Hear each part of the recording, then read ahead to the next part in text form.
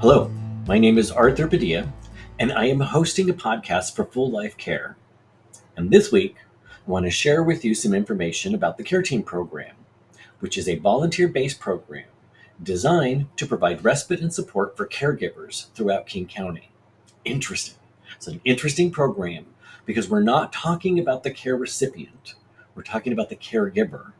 And this issue has become a monumental issue in our country because of the aging population and the lack of resources. We just won't, there won't be enough. So we need to have solutions in place to absorb the difference. So here's some context. So in 2020, 56 million Americans were over 65. That number looks like it will be up to 95 million people by 2050. So we have some time, about 25 years, to compensate for this growth in the need for support for people who are aging, and interestingly enough, be really focused on the caregiver component because this will fall on family members, community members, friends, that kind of thing. So, this Care Team project is a volunteer based project where you can get involved immediately to start impacting and creating change in our world. Positive change around a very interesting and complex issue around isolation, loneliness, and the responsibility of caring for someone else. It's a huge responsibility. Ultimately, we want to see how you can play a transformative role in caregiving. How can you become a part of this movement to create change? And how do you create or find an avenue for you to connect in the world in a very meaningful way at a time when we need that? We live in a very complex time where connection and meaningful connection is hard to come by. And this is a great opportunity. You get training, you get connection, you get understanding, and then you actually get to see the outcome of positive support and good work. So, with that, I invite you to join me and listen to this podcast. And I started this podcast out with a simple question. I said, please, who are you and what do you do at Full Life Care? And then the rest will follow. Enjoy. I can go first. I'm Ginger Siebold. I'm the Director of Volunteer Programs at Full Life Care, and I have been with the organization for 19 years and have been involved with volunteer management and overseeing our Elder Friends Volunteer Companionship Program, and now working with care teams. Excellent. Thank you. And I'm Catherine Russell. I'm the Care Teams Program Coordinator. I work with the volunteers, training them, supporting them, and continuing to support them as they support the caregiver and the care recipient through the Care Teams program. Excellent. My name is Tegun Unegi. I am the Training and Community Outreach and currently working as a intake specialist for the Care Team program. Excellent. Thank you so much. It's great to have you here today. Ginger, can you give us a little background and elaborate on Full Life Care's volunteer programs, how they got started, all of that? Just kind of give me a big picture of the volunteer experience. Yeah. I would say so. Full Life Care was founded in the 70s, and I've been here for almost half of that time, if I really think about it now. But when I joined Full Life Care, there was already a really strong commitment to engaging community volunteers. In fact, the organization was started by community members who saw a need and responded with our first type of program, which was Adult Day Health. And that's still something that we do. We have volunteer involvement across our programs, most heavily in Adult Day Health. So we engage student volunteers, interns, community volunteers, and corporate philanthropy to support those programs through activities, through donation drives, and all kinds of support. And then in the 90s, our Elder Friends Volunteer Companionship Program was brought in to the fold. And that was started outside of Full Life and became a longstanding program. And that's where we pair community volunteers one-on-one with isolated older adults to relieve isolation, address the impacts of loneliness on health and well-being. And then just in 2021, we launched Care Teams for Caregiver Respite, and that's our newest program to the organization. It is also volunteer-based, meaning like Elder Friends, we're engaging community members to really carry out the goals and the core purpose of that project. Great, that's perfect. Thank you so much. It brings up that question about Elder Friends. Yeah. And Catherine, can you talk to me a little bit about what's the difference between the Care Team program and Elder Friends? Can you elaborate on that a little bit? Yeah, I think what makes Care Teams different is the team approach. And then also we are prioritizing the caregiver. The caregiver is our primary focus. So the team works together to support whatever the caregiver needs so that they can have respite.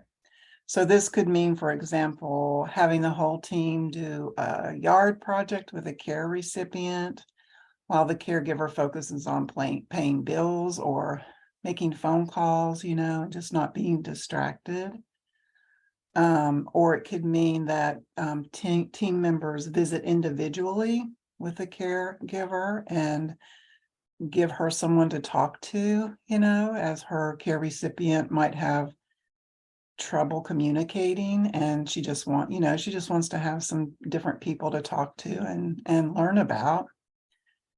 So the team approach also allows for flexibility for the caregiver. So the team can work together or separately and continue to support the caregiver, giving her more time. And then the care team also support each other. So the volunteers, if one person can't make it to the caregiver, the other person will, and they support each other if something's going on with the caregiver that they need support. They're there to back each other up. Where Elder Friends is a volunteer matched directly with an elder. So it's more, like one-on-one. And these elders are older adults that live independently. So they're not taking care of anyone and they don't need taken care of. So the volunteer is more like a social support and someone to be a companion to them. Okay, that makes sense. That makes sense. So there is a difference. They're both volunteers. They get a little bit of training. They're doing that one-on-one engagement, but what their role is and how they participate in that relationship is just a little bit different. So yeah, one's a little bit more friendly, friend kind of thing. We'll hang out, and the other one a little bit more broad. Like you can do a little bit of everything. You could be a friend, but you also might ask to be doing gardening. Or you might, help clean windows, whatever people want to do, kind of thing. Exactly. Whatever the caregiver needs. Okay. They decide what means respite to them. And we never know, and the team doesn't know until they get in there and start asking those questions. Okay. Oh, great. So all of it is very focused on the caregiver. So this brings up a question. It's not a question that we kind of talked about before, but it's a question that I think is important. Why do you think it's important that you're focusing on caregivers? There's a lot of us out here in the world saying, well, it's the person that needs the caregiving. They need all the help. That's where all the resources should go. Why are we focusing on the caregiver? And because it could be a little confusing. So could you elaborate on that a little bit? Anyone or all of you, actually. Well, the caregiver is, I don't even, I'm like, what? What would be the caregiver? That's the response. I'm speechless. I don't know how to start. Exactly. So the caregiver, all the responsibility is on that person. This person could have a full-time job. This person could have children as well as as an older adult that they're trying to take care of. They're burning, the candle at both ends. And the care recipient they have the caregiver, they have other family members, they have actually care recipients and older adults that have dementia and physical disabilities. They have lots of resources available to them. Well, the Mhm. caregiver doesn't have as many resources, and that's why we really focus on them, because without them, the care recipient is going to be in real trouble. And if the caregiver burns out, it can lead to illness for them. And so we're trying to prevent all of that. We're trying to offer support. We're trying to say, like, use your volunteers and get the time that you need, see your friends, do whatever you need. And so they're the person we focus on. But this means also that we do take care of the care recipient often, because a lot of times the volunteers work as care companions to the care recipient. So it's not like we say, forget the care recipient, because Okay. they are always part of the team and the process.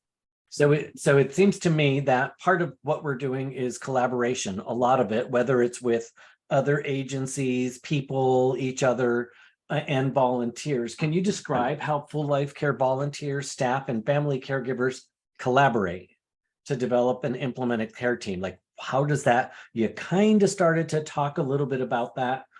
Catherine, can you talk a little bit and explore that just a little bit with us? Kind of paint a picture for a volunteer, like how does this make sense to a volunteer? Yeah, so typically after the care team is formed, they will contact the caregiver and schedule an in-person meeting at the home of the caregiver. And so all the team, the caregiver, care recipient will meet at the caregiver's home. But before that, the care team try to meet socially and start the collaborating process between them with the team. So they might meet for a cup of coffee or go have pizza, or if they can't, schedule that together, they'll have a separate Zoom date that isn't about training and staff isn't there, and they'll just get to know each other first. And we really emphasize during training, like making care team agreements, like what's important to them, what are their values, and we also, add that to their connection so they get the sense of who each other are before they go to the caregiver.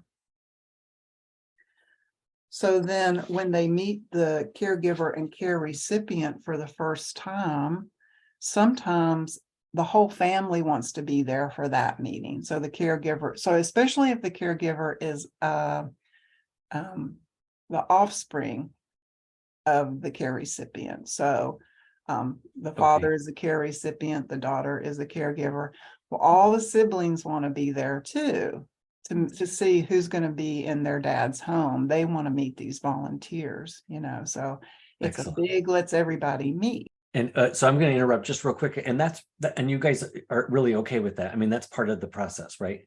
Yeah. It's like inviting all of those family members in rather Yes. than saying, yeah, let's not talk. It's really listening to all of that, right? Oh, great. Yes, absolutely. Okay. And I mean, and the team will wait until everybody can meet. And sometimes getting that schedule together is a little challenging.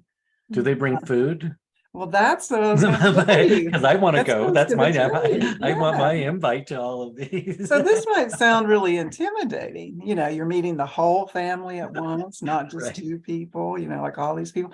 Well, recently, one of the care teams decides, let's bring food, so they go to a cafe in the neighborhood of the caregiver and pick up cookies. And they come to the house with these cookies, and they just so happen to have picked the caregiver's favorite cookies from this cafe. Fabulous. That's fabulous. And it was a hit. They were in.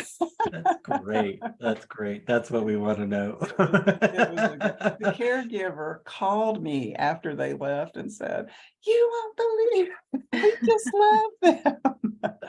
And the cookies were, instrumental. It was wonderful.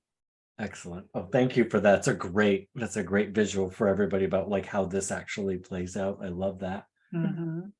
So we haven't heard from you, Teganu. So I'm going to ask you a question, because a lot of this, this is all really light and all of that, but there's also, it's very challenging for caregivers, and it's very challenging to be a caregiver.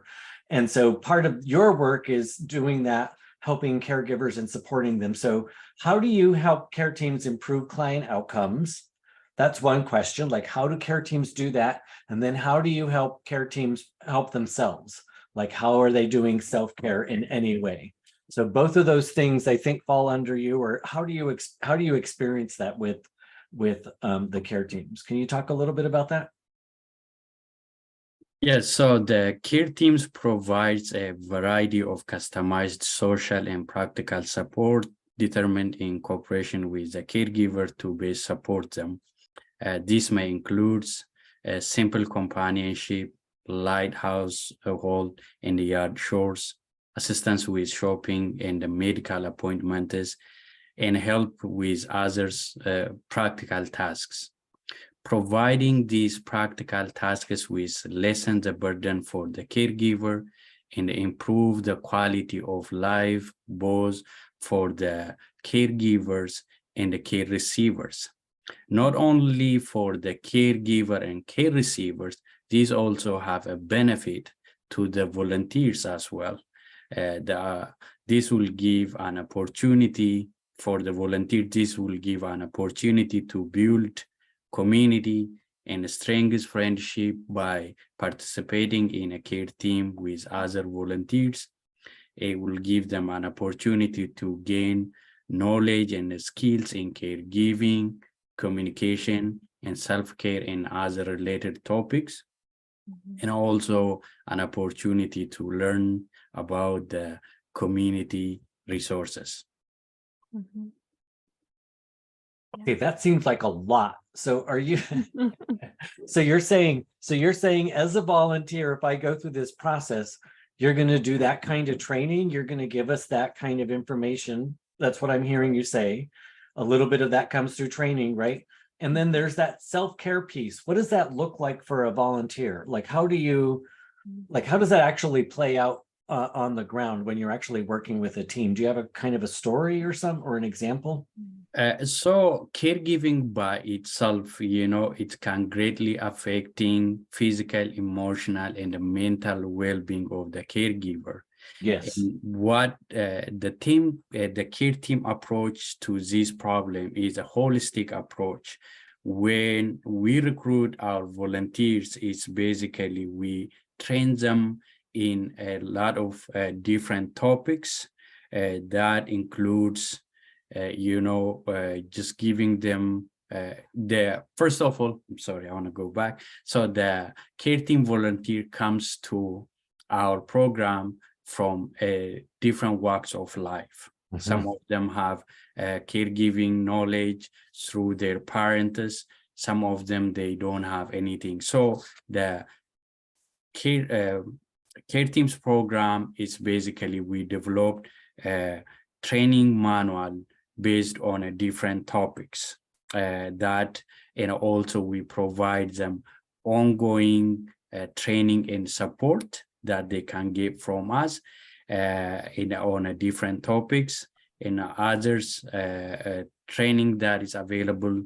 both for the caregivers and volunteers is what we call it is a Start Full Life dementia training that covers on the topic of basic dementia understanding, how to solve problem, and setting a realistic expectation on effective communications, pleasant events, and how to get active with the environment, and how to communicate with family, and also based on the real case scenarios.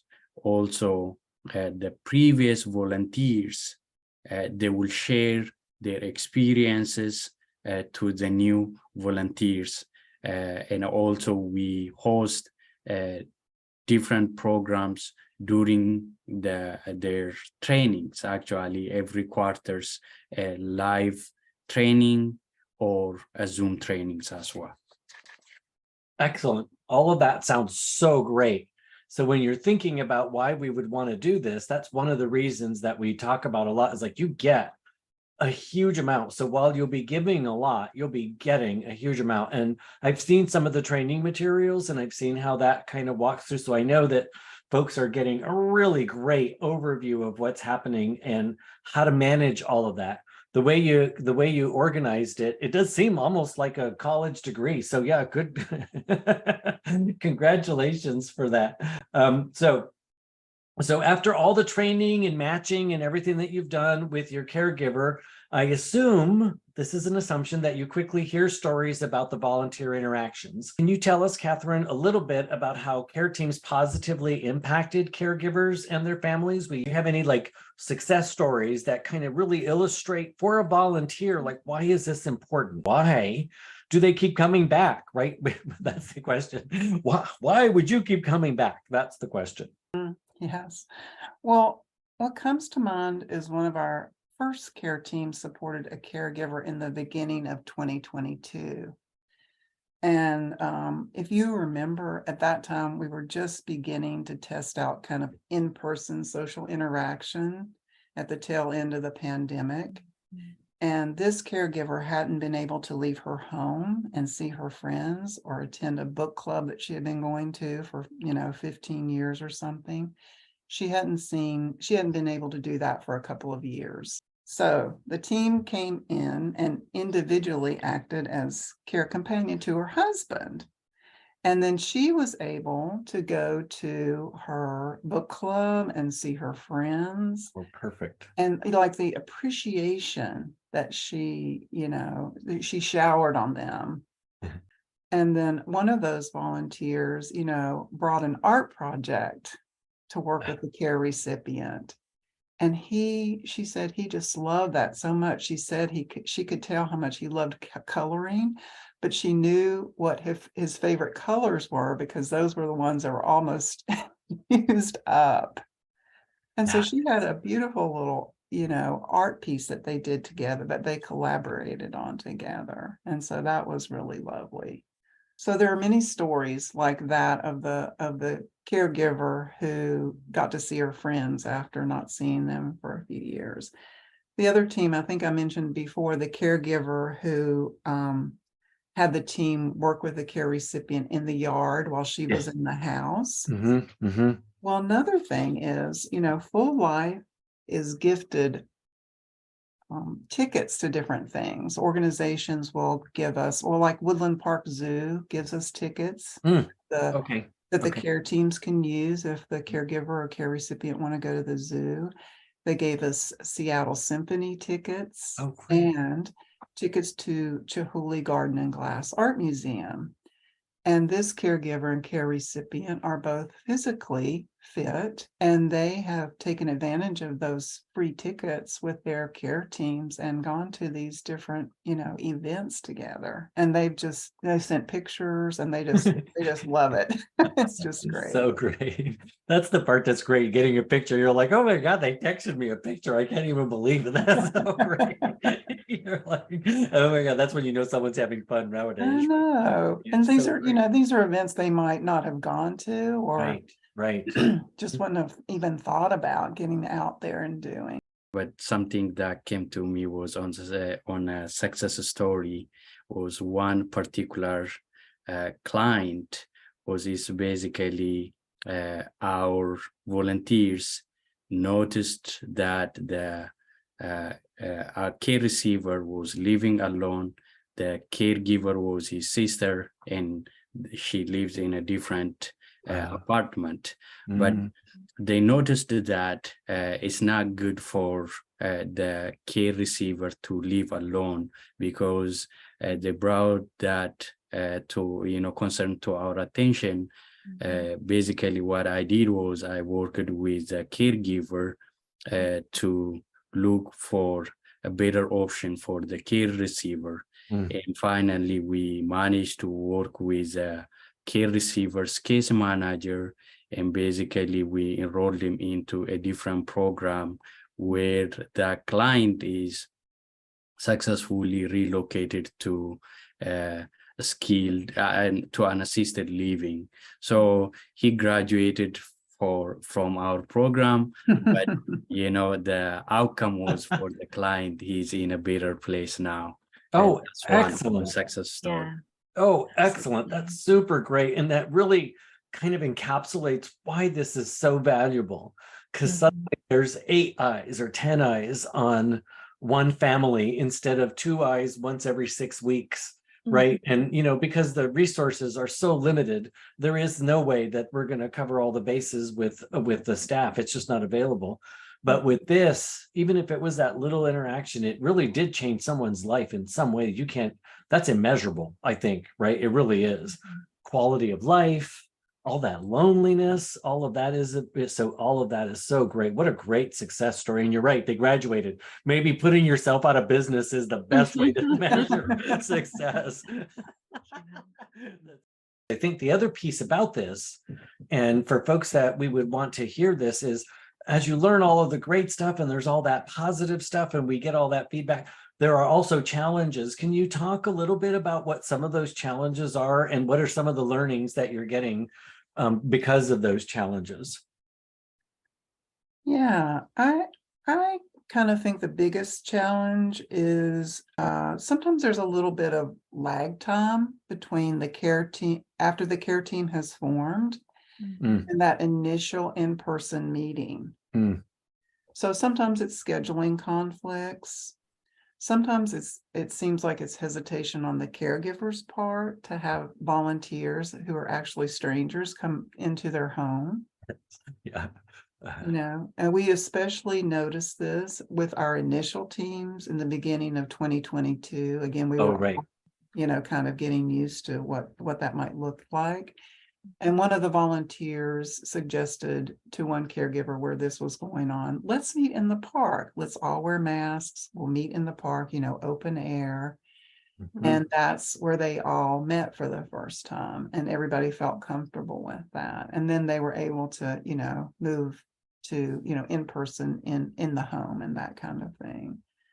So sometimes it just takes a little time. And the way that we've overcome that challenge is with patience. You just have to be patient. Right.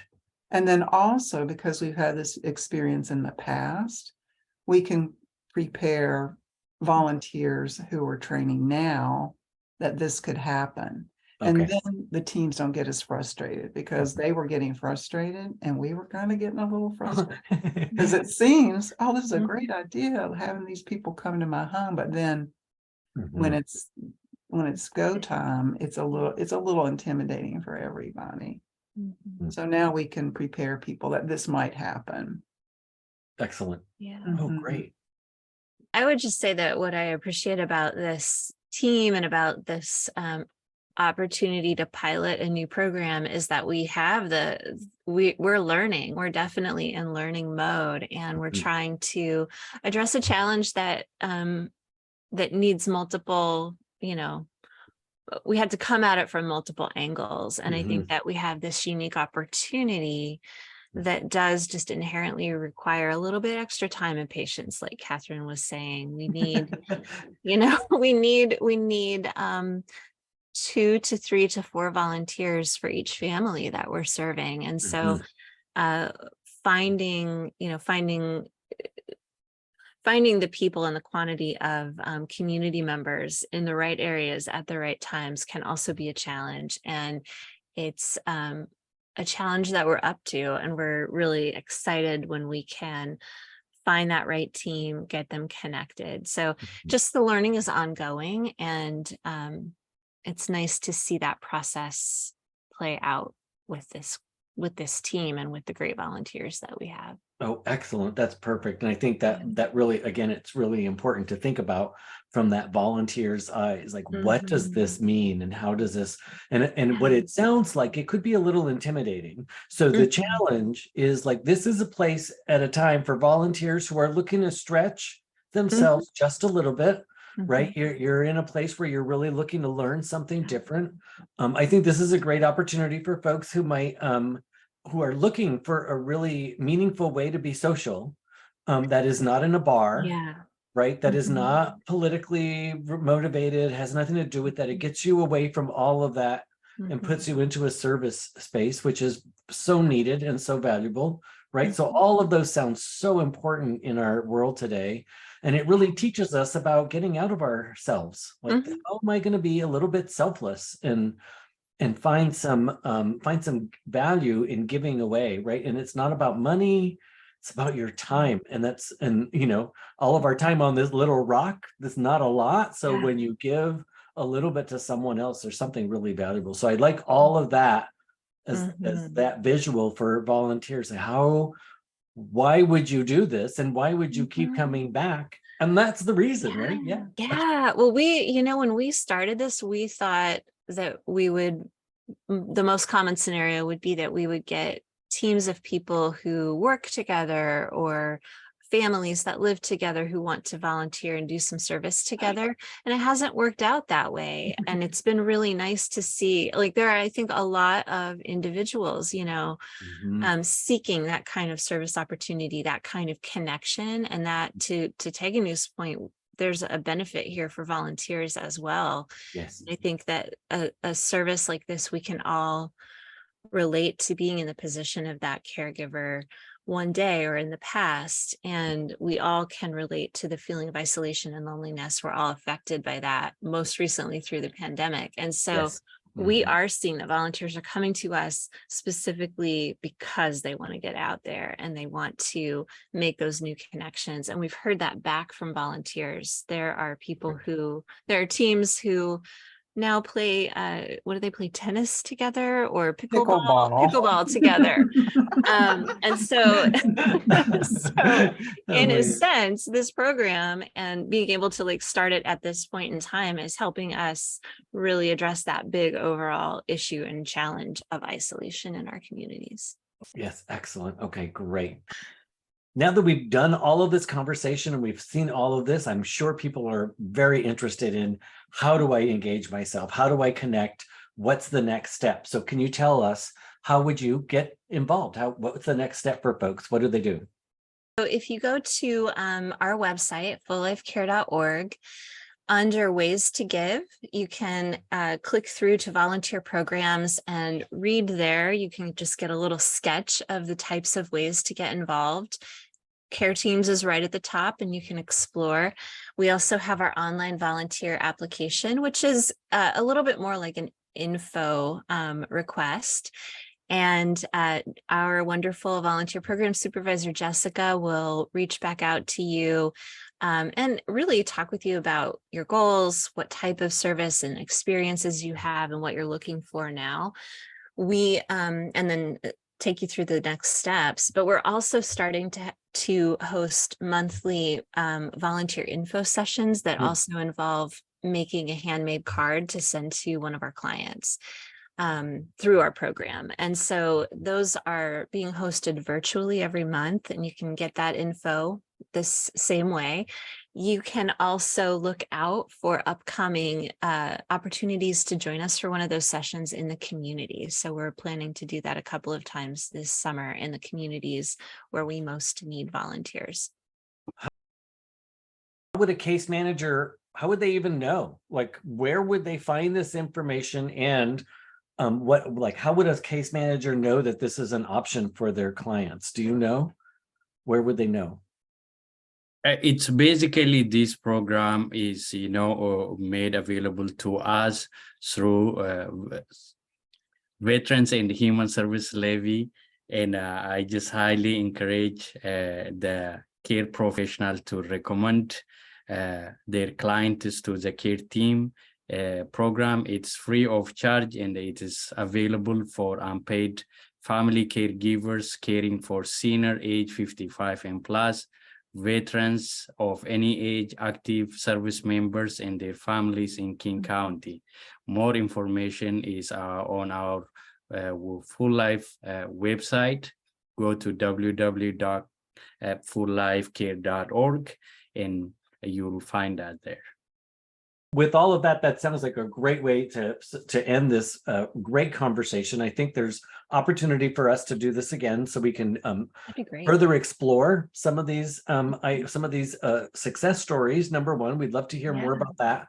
And I think also a little bit more about why this is important and how this actually plays out and people Yeah. actually get, what are the outcomes? Like there Mhm. are solid outcomes for folks, like there's solid health outcomes and there's there's actual facts around that and some science. And maybe we can talk a little bit about that in a future episode. Again, thank you all for being here. This was really great fun and I enjoyed it.